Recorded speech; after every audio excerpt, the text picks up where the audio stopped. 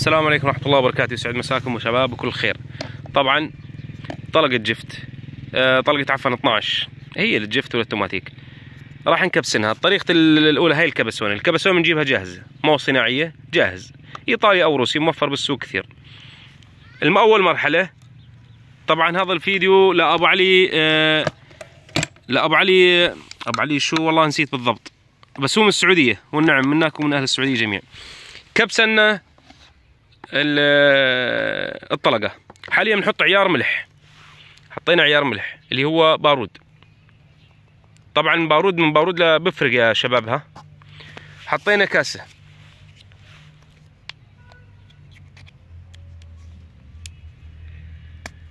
حطينا كاسة.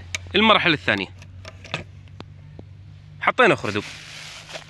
هذا الخردق يا جماعة الخير، طبعا أنا بستخدم حاليا خردق عيار 5 لأنه بدك تذهب على المسافات. اللي بقول لك حط صفر وحط سوالف مثل هيك فهذا حكي غير صحيح، أنت حسب الطريقة اللي بتصيدها.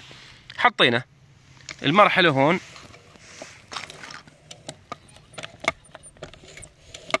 ورجيني شلون طريقة أبو حمد قبل. شوف شلون صارت، شايف شلون صارت هيك. حاليا مرحلة شو؟ الفغم. حاليا المرحلة هاي الله يعطيك ألف عافية. هاي النتيجة هاي هي طلقة نظامية 100%. عرفت شلون؟ طلقة نظامية 100% حاليا. تدرب انت على المسافات وما شاء الله عليها. على اساس بدنا نجرب واحدة. حاليا راح نجرب واحدة ونعطيكم النتيجة. طبعا يا جماعة الخير مثل ما قلنا، دقيقة شوي يا ابو احمد. الخردق عيار 5 حاطين، عيار 5 اللي انا بصيد فيه على مسافات. بصيد فيه بط، بصيد فيه ارانب، بصيد فيه حمام، كل شيء على مسافات بضرب. أنا بالنسبة لي المفضل إنه يكون عيار 7. أفضل شيء العيار 7 أنا بالنسبة لي. بس يوم بدك تصيد على مسافات بعيدة برايي خشن الخردق. يعني في ناس تحط 4، بس أنا بفضل 5. طبعا يا جماعة الخير راح نجرب الطلقة اللي عبيناها. هاي هون المسافة، هاي هون البارودة، المسافة عند هذيك الكرتونة. دقيقة أبو أحمد دقيقة خلينا نحط زوم. دقيقة أبو أحمد.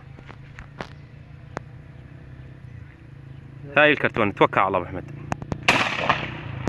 نازل ضربك، هذا ضربك نازل. على الكرتون.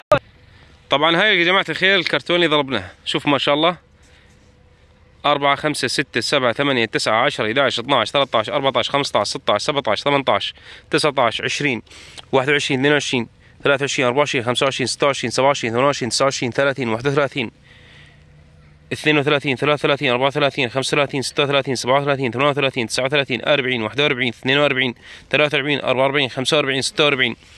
طبعا 46 خردقة وقابل للزيادة. طبعا ما حسبنا كلهن لأنه المبيض هذا أنا مش راح أحسبه. اللي مثل هذا، ها شوف اللي مثل هذا أنا ما حسبته لأنه بدي أحسب اللي خارقة بس. عرفت شلون؟ فحياكم الله وبياكم. هاي الطريقة لعيون أبو علي ولا يهونوا الشباب. حياكم الله وبياكم.